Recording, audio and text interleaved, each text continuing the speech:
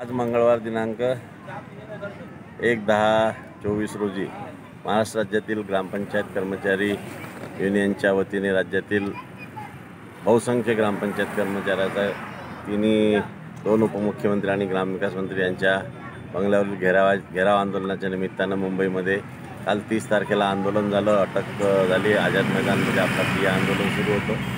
आजच्या ठिय्या आंदोलनामध्ये पोलीस प्रशासनाने गिरीश महाजन साहेबांची अपॉइंटमेंट घेतली। आपल्या काही आमदारांनी आपल्या काही जिल्हा अध्यक्षांच्या माध्यमातून आमदारांकडून गिरीश महाजनांकडे झाले आणि दुपारी साधारणतः 2 वाजताच्या दरम्यान गिरीश महाजन साहेबांसोबत जवळपास 30 ते 40 मिनिटाची बंगल्यावर बैठक झाली। या बैठकीमध्ये डवले साहेबांना कॉन्फरन्सवर घेण्यात आलं। प्रधान सचिव ग्रामविकास आणि मंत्री महोदयाचे PS देशपांडे साहेब आणि संघटनेचे राज्याचे कार्याध्यक्ष, उपाध्यक्ष, विभागीय अध्यक्ष, राज्य सचिव असे 15 ते 20 कर्मचाऱ्यांसोबत एक अतिशय चांगल्या प्रकारची बैठक झाली। प्रथमतः आमच्या ज्या मागण्या होत्या वेतन श्रेणी आणि पेन्शन योजना या दोन्हीबद्दल साहेबांनी सांगितलं की सरकार जरी सकारात्मक असून तरी आजच्या स्थितीमध्ये इतक्या घाईघाईत हा निर्णय घेता येत नाही। त्यामुळे त्याच्यानंतरच्या तिसऱ्या मागणीवर चर्चा केली। तिसरी मागणी होती वसुलीची अट शिथिल करणे।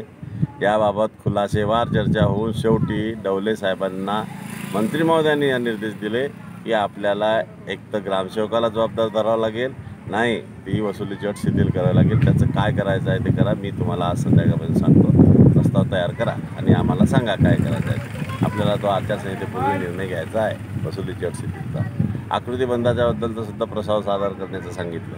त्यामुळे वसुलीची अट सुधारणा आणि आकृतीबंधाचा प्रस्ताव या दोन विषयाचा या 1-2 दिवसाच्या मंत्रिमंडळाच्या बैठकीमध्ये विषय येईल।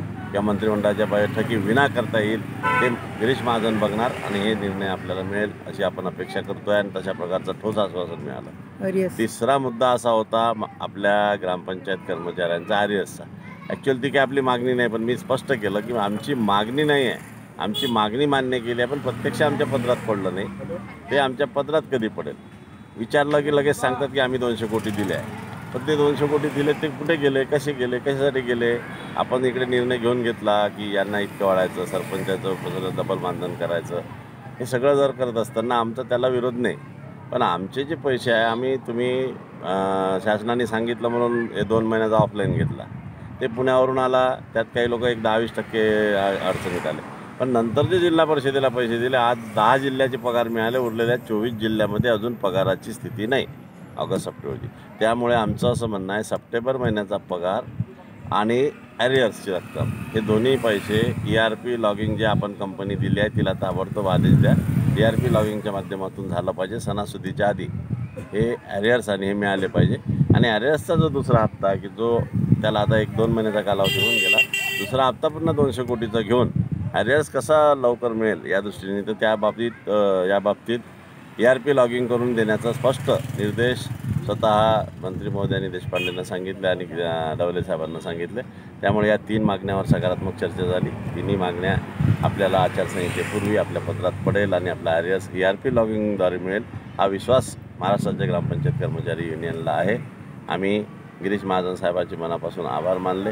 गिरीश महाजन साहेब आणि त्यांची टीम, महाराष्ट्र शासनाचे प्रधान सचिव ग्रामविकास डवले साहेब हे वसुलीच्या अटसाठी जरी नकारात्मक असेल तरी मंत्री महोदय आपल्या बाजूने असल्यामुळे वसुलीच्या अट शिथिलचा निर्णय होणार हा विश्वास ठेवतो आणि कर्मचाऱ्यांना सांगतो की आपलं आंदोलन थांबलं आहे। आपल्याला अजून खूप काही लढाई करायची आहे। कर्मचारी एकजुटीचा विषय आहे। त्यामुळे महाराष्ट्र राज्य ग्रामपंचायत कर्मचारी युनियन नोंदणी क्रमांक 4511 या संघटनेवर पूर्ण विश्वास ठेवून अतिशय तन मन धनाने संघटनेचे पाईक व्हा एवढंच आपल्या सर्वांना आवाहन करतो।